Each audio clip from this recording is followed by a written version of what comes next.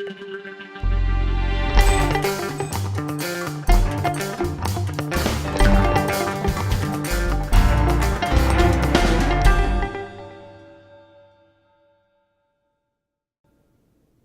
the economy growing?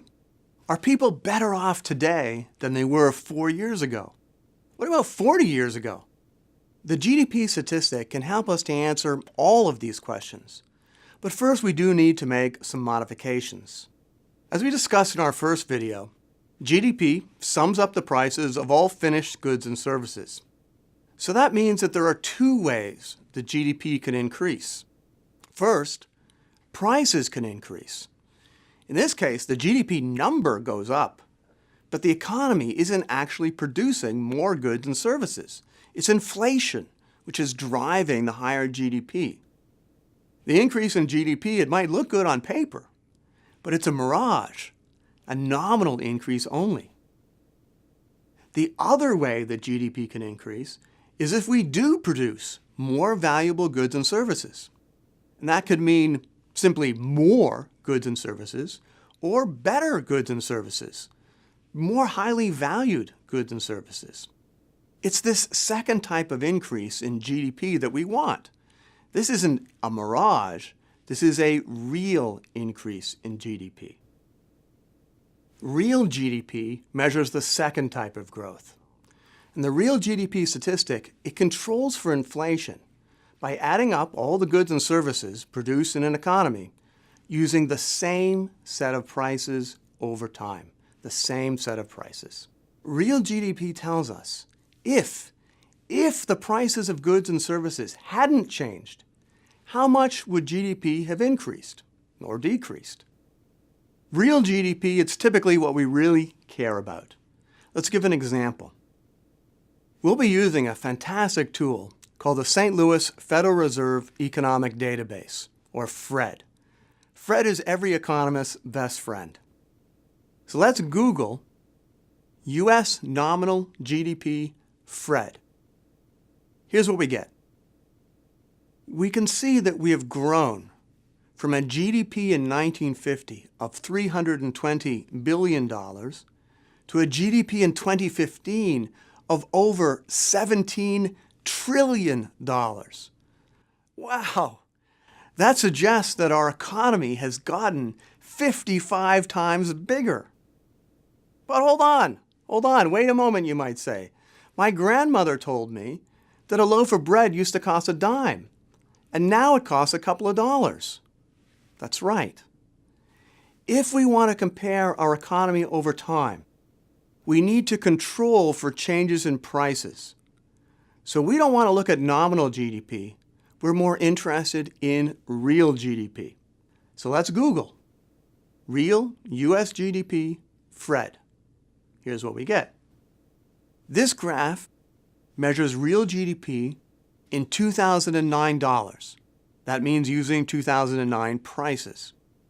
This graph tells us that using 2009 prices consistently, that in 1950, all the goods and services produced at that time were worth about $2 trillion. In comparison, in 2015, all the goods and services produced at that time were worth about $16 trillion. So while nominal GDP says that the economy is 55 times bigger in 2015 than in 1950, real GDP shows us that it's 8 times bigger. That's still pretty good, but a big difference between nominal GDP and real GDP. Okay, so now we've controlled for prices. But there's another big difference in the U.S. economy in 1950 compared to today. Right, there's a lot more people today. We can control for the population size by using real GDP per capita, or per person.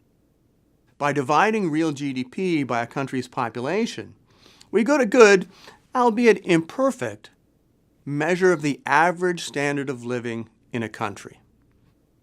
So once again, let's Google real GDP per capita FRED. Here's what we get.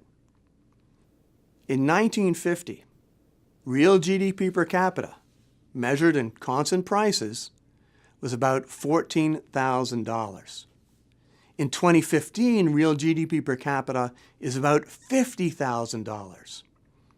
So on average, people in 2015 have a standard of living that's 4 times higher than the people in 1950. That's a pretty big and a remarkable increase in the standard of living.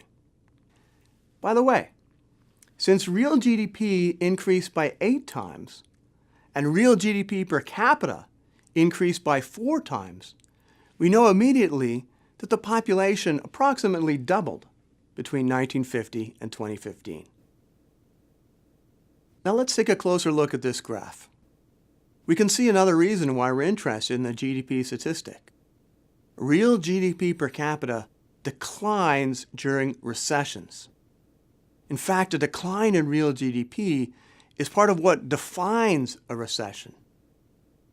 Declines in real GDP also tend to be accompanied by increases in unemployment. You can see here that when real GDP dips, the unemployment rate spikes. Now here's another nice feature of the Fred database. On the real GDP per capita graph, click Edit Data Series, and then switch to percent annual changes. So now we can see immediately the annual changes in real GDP. You can see, for example, the big recession in 2008 and 2009. In 2009, for example, the economy shrank by 3.6% compared to the year before. That's a very big and a very unpleasant decline. Okay, so now you've got your hands around real GDP as a way of measuring the health of our economy. And I said that real GDP per capita is a good, albeit imperfect measure of the average standard of living in a country. But is that really true? Does an increase in real GDP per capita mean that we're better off? That's the view that I'm going to defend in the next video. If you want to test yourself, click Practice Questions. Or, if you're ready to move on, you can click Go to the next video. You can also visit mruniversity.com to see our entire library of videos and resources.